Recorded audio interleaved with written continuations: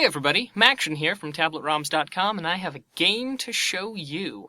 It's Prince of Persia 2, The Shadow and the Flame. Now, I remember playing this game back on my IBM 386, so I do have some fond memories of this game, and what with the most recent ports that Ubisoft has been doing, I have to admit I had to curb my enthusiasm just a little bit to bring this review.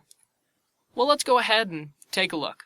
First off, it features an updated graphics scheme, which thank goodness, because those old 386 graphics definitely weren't cutting it.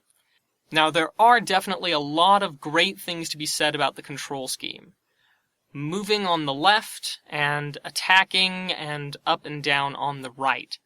Now, it so happens that this control scheme can get a little bit touchy at sometimes, most notably if you're trying to open a chest, which requires a swipe up, and it's right next to a ledge. Sometimes it can't quite decide whether or not it's going to open the chest or make you grab onto the ledge.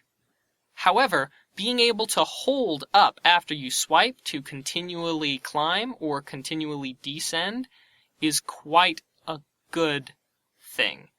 Because I don't want to have to climb up this ledge, take a step to the right, climb up the next one, take a step to the left, climb up the next one. Instead, I can just keep on climbing the whole way, which is definitely nice and saves on time. Now, once they let you get a handle on having an enemy at both your front and your back, expect to be seeing it pretty much the rest of the game. This does get annoying sometimes, but fortunately the platforming breaks it up enough that you don't really tend to notice it until your second or third playthrough. Now, when an enemy is preparing to attack, they will have a shadow and flame icon above their head. At which point, you press the defend button, and you can not only defend, but you parry their attack, stunning them, and then can get a combination attack in. Which is definitely a little bit easier than the old way of doing things. The game has a few different types of potions. The green ones extend your health, and there's one on every level. The red ones heal you, and then also the blue potions, which act as a sort of revive, although you do wind up hitting a certain, I suppose, loose form checkpoint, and using the revives will take you back there. This is very useful for those times when you hit those inevitable instant death traps, and just aren't quite quick enough with your fingers to be able to avoid them. Now, the game is definitely fun to play through your first time, however, it just doesn't have that much replayability. Now, this is all up to you whether or not $2.99 is too much for a game that you're only going to play once, maybe twice at best.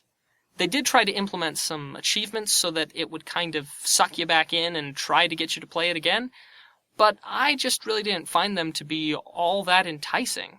They did show off their sense of humor by having the achievement title for beating it under 90 minutes be the speed of sound, and under 60 minutes being the speed of light, of course in meters per second.